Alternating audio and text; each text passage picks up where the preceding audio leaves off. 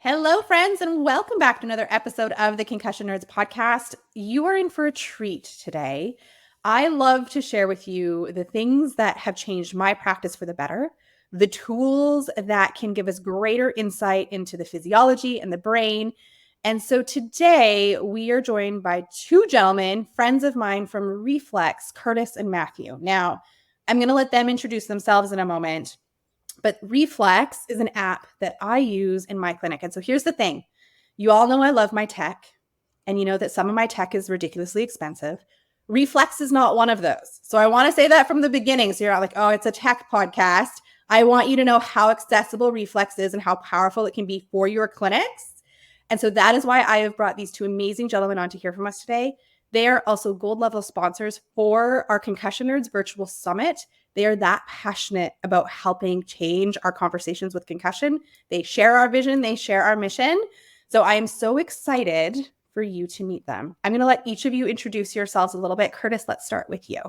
Sure, yeah. My name is Kurtis Sluice. I am CEO of Reflex, and I guess the original founder of it as well. Awesome. And Matthew. Matthew Southern, the commercialization officer at Reflex. And I've been with the company for about 5 or 6 years, and I absolutely love what we do. I love it. I was trying to actually think about how long I've been using Reflex for. And I feel like it was like 2019 because it was before you rolled out the remote assessment piece. And when did you roll out the remote assessment part? About 2021. Yeah. Mid to late 2021. Yeah. So I feel like I've been using Reflex since like 2019. No, like 2019, maybe 2020 at the latest. So, and it's still a tool we use, I think. So, okay. I keep talking about Reflex.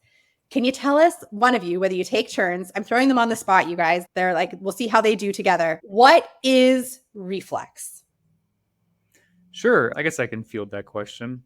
So Reflex is essentially a pupillometer. But what's unique about Reflex is that it operates on a mobile device. And by that, I mean an iPhone or an iPad. A pupillometer back in the day that you would purchase, it would be its own standalone device, whereas where the expensive portion of that comes into play. We've been able to essentially mitigate the expense of this particular measure by using the camera and light that's on a mobile device like a phone or an iPhone or an iPad in order to conduct the assessment. Assessments for pupillometry, they're usually on the order of about 5 seconds. They can be longer, they can be shorter, depending on your needs. And what it does is it measures the pupil's diameter over time. And typically, or at least classically, light is what's used in order to stimulate a response that you can measure. But we've seen everything from audio to touch and things like that for having different sensitivities in play for measuring it. Cool. So I love anything that I can use my iPhone and iPad for. It's great. I'm also always astounded that you guys have been able to use this device to give us the metrics that we can get. Matt, just because you and I have talked about this topic a lot, and whoever else, but what actually is pupillometry looking at? Like, what is the actual constriction and dilation? What is that telling us about the physiology and the brain? Sure. So you may be familiar, and many of the people who are listening to this program may be familiar with a pen light. And looking at the pupils in general, this is something that you've probably run into with your primary care physician or seen on TV or movies. And I always wondered what they're looking at. And basically, they're looking at their pupil's response to a stimulus, which is light. And the only problem with that is it's quite, subjective. When you're looking at certain things, you may be assessing brain function, you may be looking at somebody post-injury or something of that nature. You're basically looking to see how the body reacts to a stimulus. What quantitative pupillometry is, or what we do with our technology, is we basically use a more objective and calculated method where we can precisely measure the pupil dynamics over time and then give you a whole range of options looking at multiple parts of the autonomic nervous system. So we can look at parameters on your pupil diameter, how it's reacting on the parasympathetic side, sympathetic side, and then we can tie it to specific conditions that may be applicable to that. So that last part of tying it to conditions that's applicable to them, go a little deeper for me. So when we actually originally launched, we were looking at mostly concussions. We're looking at things in, basically in the neurological aberrations that initiate a sluggish response. So when you are taking a measurement with a pupillometer or even a pen light, you shine a pen light or a device in the pupil, you'll see a very sluggish response over time. You won't see that with a normal healthy pupil. So what our technology will do is we will assess it against a couple of things. We can assess it against a normative database that we've been building for quite a long time. So we have normative ranges for specific age groups. If anything's outside of a normal range, you can, at that point, start determining if that's the cause of something else. And then we also have the ability to establish baselines. So if you take a baseline test on a patient and they have a neurological injury or some condition following, you can then determine if they've strayed from that baseline and then follow up with that. So I think what I've loved about Reflex in my practice, so I use it for my acute concussions. I use it for my persistent concussions. Heck, we use it for our strokes. We use it for everyone, because the way I think about Reflex, and obviously you guys can correct me if I'm wrong, and the way I teach it in my concussion nerds program as well, because some of them have caught Reflex and are using it in their practice too when we talk about our Reflex findings on our office hour calls. But I picture it as it's a global picture or a moment of the overall health of our autonomic nervous system is kind of how I think of using Reflex. And so when we're looking at our acute concussions specifically, or even our PCSs, we know the research has like continuously supported that we know the autonomic nervous system is affected. And for the longest time, and even I always say to the physios that are in physio school, we had no idea that we could actually measure such a thing. And so Reflex to me is, and the way we utilize it is truly one of those tools to give us a picture of overall autonomic health. And then obviously looking at, are the interventions we're using then helping shift those numbers and that data? So I think what I've loved about it is both, we talked about super quickly too, there's the remote aspect too, is it lets me get that initial picture and see where things are. It also lets me send those tests too. So when I have some of those athletes that aren't in town when their injury happens, Reflex is absolutely a tool I use to send an assessment to the team or to the player, so I can still get that autonomic picture as one of my data tools from a distance as well. And when people are saying like, and I think that takes us to the next question, which is great, is, you know, how do you implement and how does Reflex actually support my practice and my clinical decision making? So I would ask from your perspective, Kurtis, like when people start asking these questions of like, how is this going to shift my practice? How is this going to impact my practice? What have you seen clinicians doing using that Reflex has been supporting them with?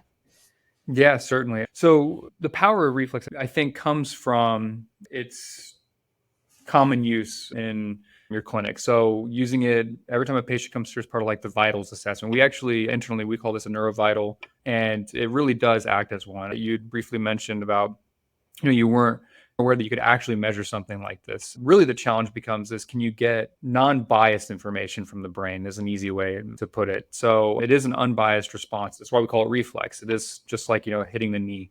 You have no control over it, which means that it's a relatively clean response as well. So it can fuel your measurements. Everybody that uses Reflex uses it every day, pretty much. Every patient that comes in, they're going to take their preliminary assessment. They may do a few assessments throughout the visit just to see how the patient is responding to different, treatments or, different type of battery of testing that might be occurring during that assessment. And then what we'll see is follow-ups. One of the metrics that we track is, how frequently a single patient is getting tested. And what we see is, pretty much every visit for follow-ups, a patient's getting tested and followed up on, and they're essentially trending this information out to see if that patient's recovering. Some of our users are part of like larger sports teams, and what they'll do is they'll actually baseline the whole team first. And then if something were to come up, they can compare their autonomics, their reflex tests to their baselines, their initial baselines that they recorded. Usually that's like a special case. Usually that doesn't occur. More often than not, somebody is seeing you once they have a condition that's been developed. And so then you can use it as a recovery monitoring or at least a deviation monitoring system from that perspective. I would say Reflex is part of my baseline workup too, actually. Yeah, I think that's the ideal way to use it, honestly, because there's a lot to it. I mean, at face value, it seems relatively simple, but once you get all the data that comes out of it, you kind of sit there and think like, wow, okay, that's a lot of information I'm being presented. And sometimes it can be overwhelming. We do our best to educate all of our clients about that information. We have multiple, guided education tours through video, multiple pieces of documentation that help educate that. And you can schedule with us whenever you feel necessary in order to review data or go through how to use Reflex in your clinic. So we do our best to help that along. Awesome. Let's talk about the science a little bit because this is the Concussion Nerds podcast and people really do like to understand. And so we're saying how, reflex is a snapshot of or a picture of the overall health of the autonomic nervous system. And the reason I say that is because it gives us that picture of parasympathetic and sympathetic activity of the brain. Can you explain like the actual science behind the pupil reflex and how it's measuring parasympathetic? And you don't have to go like super sciencey, but like parasympathetic and sympathetic, like how is it collecting that data to present that information? Yeah, sure. I can definitely touch on it. Now, I'm an engineer. I'm not a neurologist, so I'll do my best to navigate this conversation. So essentially the way it works is your iris is like a shutter, and it will allow, varying degrees of light depending on how much light is in a room, because you don't want to be oversaturated. We all walk out on a bright sunny day after going into a dark room, and it's like really takes a while to get adjusted. So essentially, the brain, you have a signal that comes from that light. The brain will interpret that. Your retina has, I forget what cranial nerve it is. I know retina is like Oculomotor nerve 3 or something like that. Yeah. Or oculomotor nerve. And the cranial nerve 3 is coming forward for the actual like response itself to have the feedback. That's right. So I can support you in this conversation. We're good. Thank you.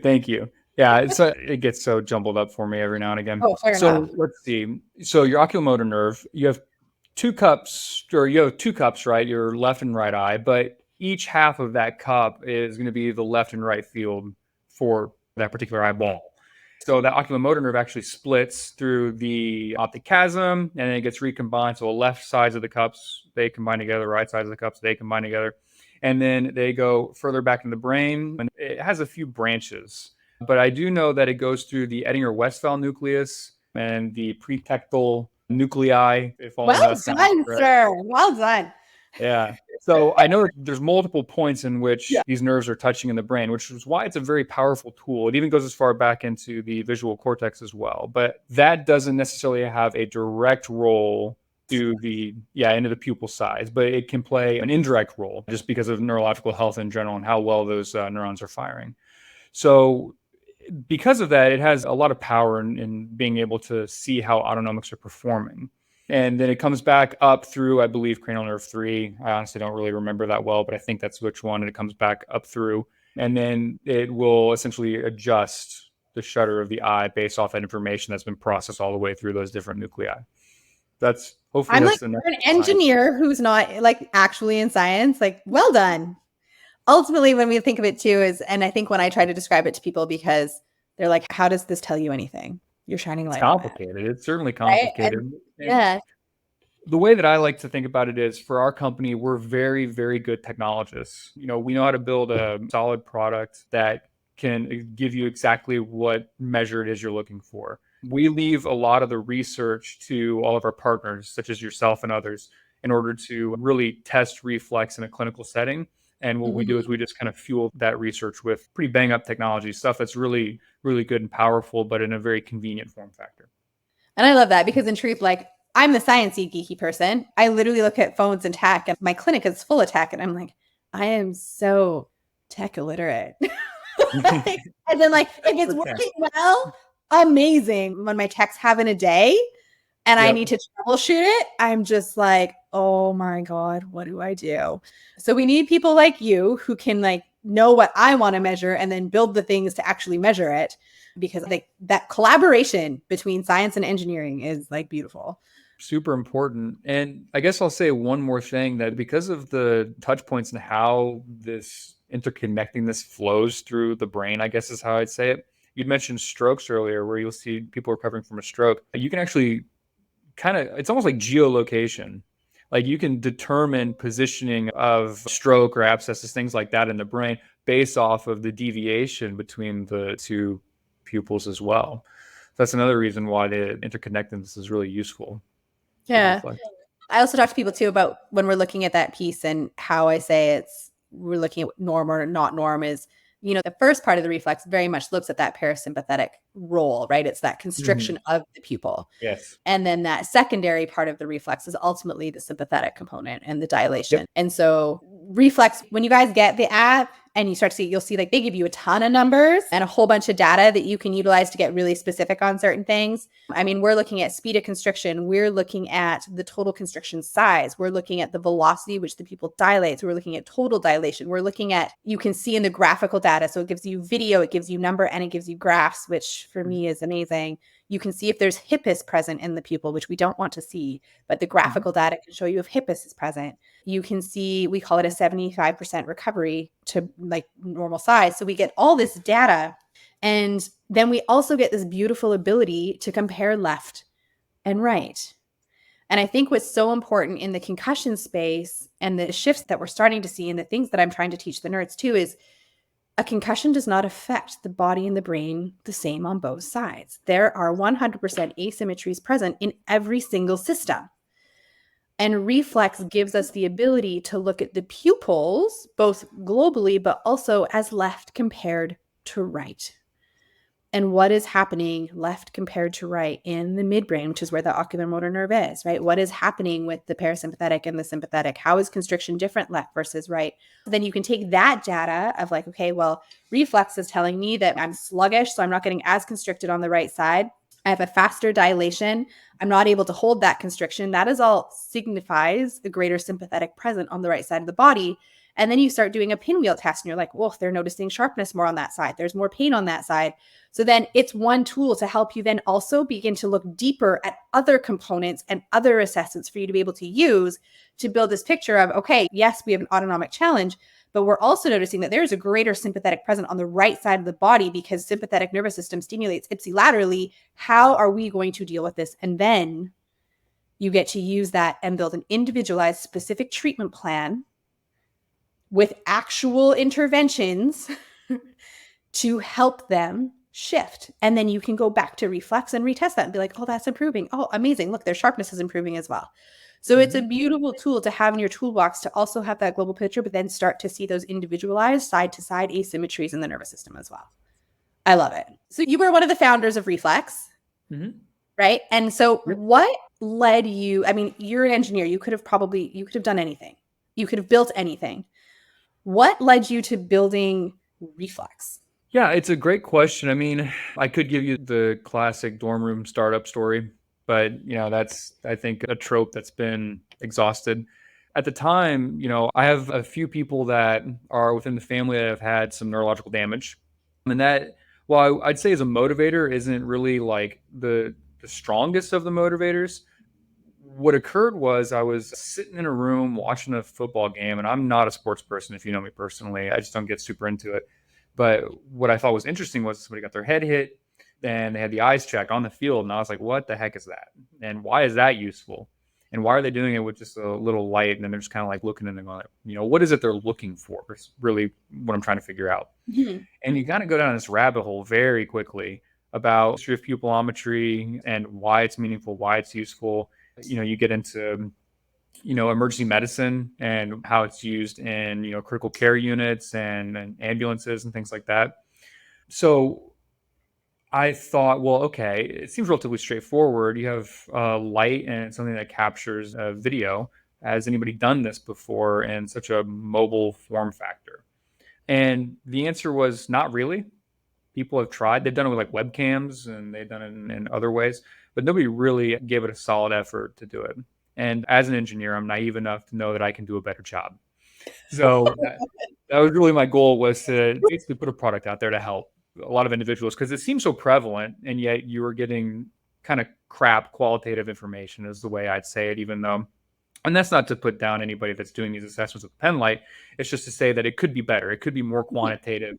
Like, let's not use our mushy, error-prone brains to figure this out. Let's use something that's very systematic and capable. So, yeah, that's kind of the origin story. It took us a while. It's not as simple as, record a video, just like you. I was like, I love that you're like, this should be easy and straightforward. You're just taking a video of how the eyeballs, and it's like, no, it is so not easy. It's so not that easy. I mean, it took forever. It honestly took a long time. We had to code out a custom computer vision and machine learning system in order to do it. And it has to be efficient enough to run on a phone and process the results in, under a second. So, I mean, if you use Reflex, or when everybody listening to this podcast uses Reflex, you'll notice that it'll receive a video and instantaneously process the results. That took a lot of engineering and effort. It took years. We've been doing this since late 2015. So that means that it took about 3 years to get the initial form factor out and rolled out. But honestly, to get to the level of performance that we have now, it took about 4 to 5 years. So it took 3 years to kind of say like come to market. Yep. Yeah. And then obviously you guys are continuously evolving and updating the whole thing. And so like obviously, so we talk about a concussion, but who else? And Matt and I had a discussion not too long ago about Reflex really starting to get into the hands of like multiple professions at this point. So who's using Reflex? So, I mean, we have a really wide gamut of people that use this, and a lot of them surprise us. So initially we thought athletic trainers would use this because relating to concussions, and they see a lot of like concussion follow-ups just to do like sports rehab and that sort of thing. But yeah, we see a lot of physical therapists that use it, a lot of neuro-optometrists and optometrists, a lot of neuro-ophthalmologists and just general ophthalmologists. Obviously, like the functional neurology realm is really popular with it.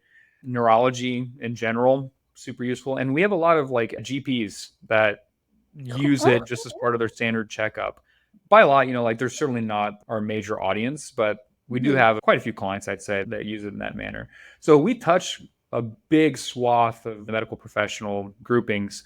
And then the one that is really intriguing is critical care. So, critical care, they're using it for managing hemorrhages. And so that's just always been kind of like a common mainstay for pupillometry. I wouldn't say they're a heavy user of Reflex because we kind of fit a different mold than what they're used to, but we certainly have critical care users as well. That's cool. And it's so exciting. And I'm sure this probably happened to you. Like you said, you started this with like, this is going to be the profession that uses this. And it's just kind of ballooned out and branched out. Yeah, it never goes the way you had planned. Yeah. So last question for you. And I mean, this is questions coming as like a business owner, an entrepreneur, because that's clearly what you are. This podcast is listened to by both people on a healing journey and clinicians, and really forward-thinking clinicians who want to have epic impact in this world.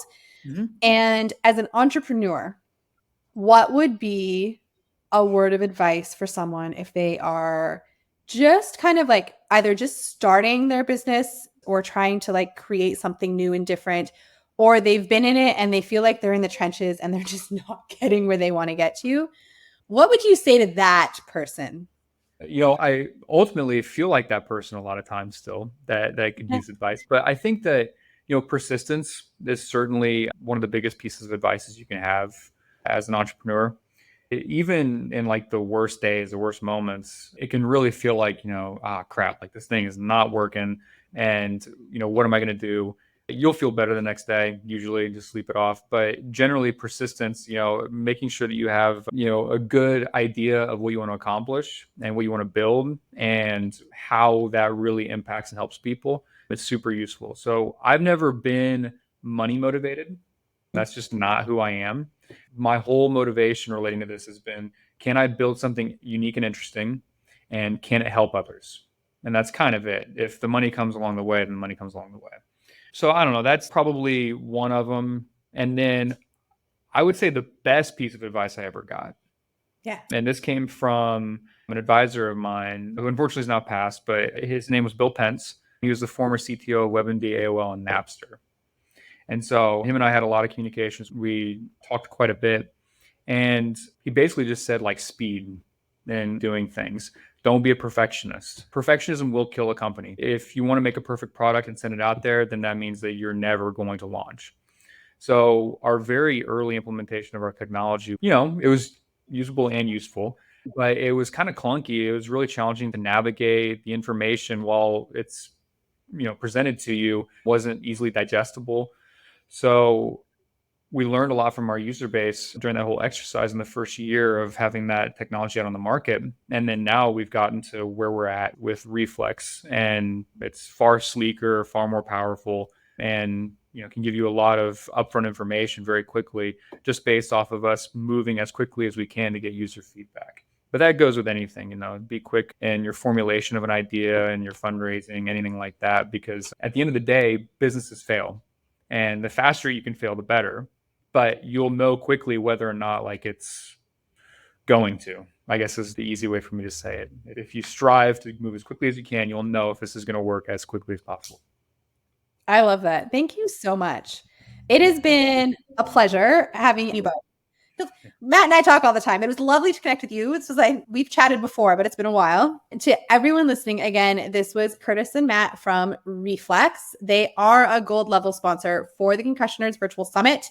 If you haven't yet signed up for the waitlist, the link is below. Ticket sales and registration, because yes, we have both free and VIP options for you, are going to be opening June 15th, and you are not going to want to miss it. Kurtis, thank you for being here. It's been a pleasure. And we will obviously talk with you guys soon. For everyone else, thank you for listening, and we'll see you next week. That's today's episode. Thank you so much for tuning in. If you liked what you heard, give us a like, give us a share, give us a tag on Instagram, and please never hesitate to reach out. We love communicating and connecting with you. Until next week, my friends, have a marvelous day.